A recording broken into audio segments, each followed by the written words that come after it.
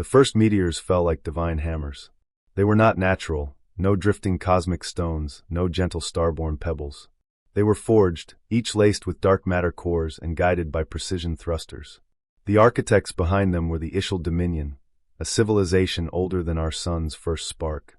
To them, humanity was a temporary infestation, a loud, reckless species that refused to kneel before cosmic order. They believed fate could be written in rock and flame. They sent 1,000 meteors to Earth, each a signature on our death certificate.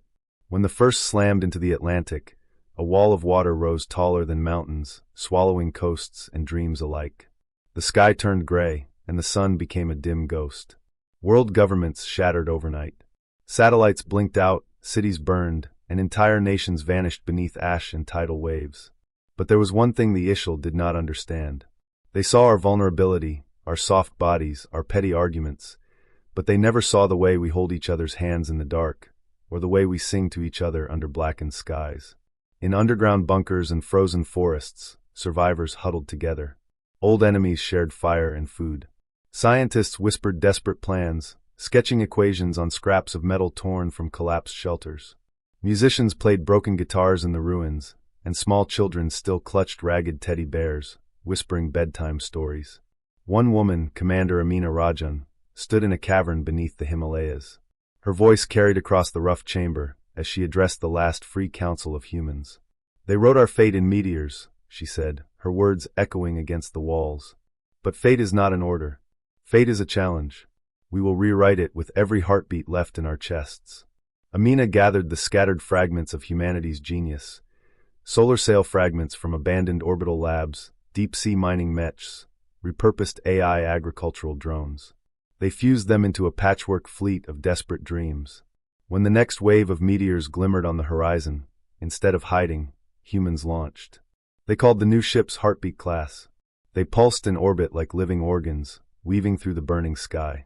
No two were alike. Some looked like ragged beetles, others like shimmering dragonflies, each a testament to a different corner of human creativity. In low orbit, pilot Elias Kim's voice crackled through comms. "I never learned to pray, but I learned to love. Let's make them hear it." He slammed his ship into a meteor at impossible velocity, shattering it into stardust. His final transmission, a single laugh, echoed in every survivor's ear. Elsewhere, engineers hacked Ishal code, redirecting meteors into the black void or even back toward Ishal forward bases.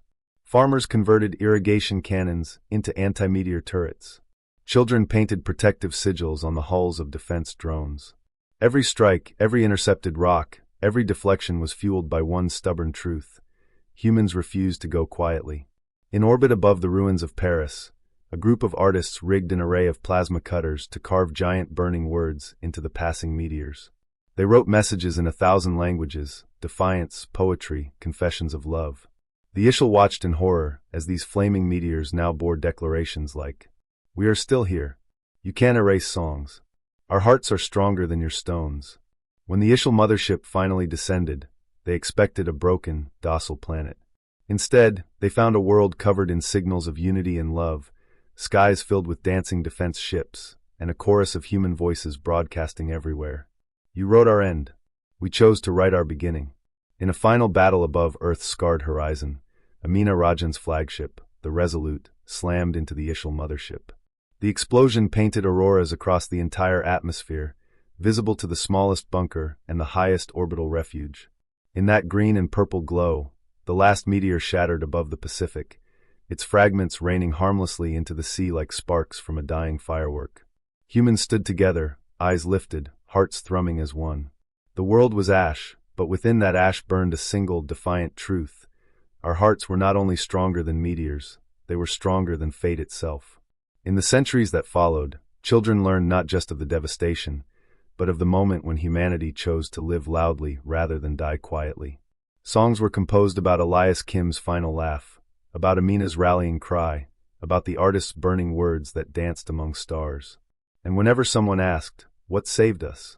the elders would answer, smiling softly, "They wrote our fate in meteors, but we rewrote it with our hearts."